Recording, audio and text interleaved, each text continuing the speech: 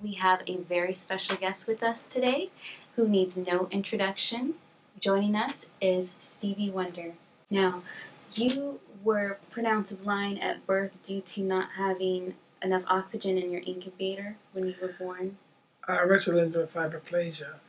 It's when there was a condition that happened with a lot of children who were born in the early 50s, late 40s, where the oxygen was the temperature of it was, I believe, too warm, or it's not the right temperature, and so it caused for them to either lose the optic nerve, and some died from this. And how did your mother treat you? Did she try to baby you or make things easier for you or pity you? Or My mother was definitely, sensitive to the fact that I was blind, but the great thing about her was that she allowed me to grow, to discover things. The first thing I remember as a little boy, she had said to me, don't go out, don't try to go downstairs in the backyard.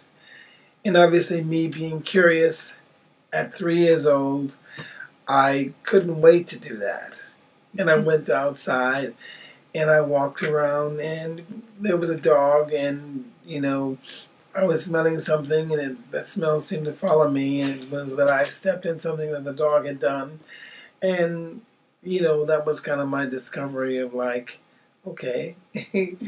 So, but the great thing was my mother allowed me to discover things. So growing up, as a little boy, the ages of like, 5, 6, 7, 8, 9, I was adventurous, and I wanted to do and thought I could do everything that the sighted kids did.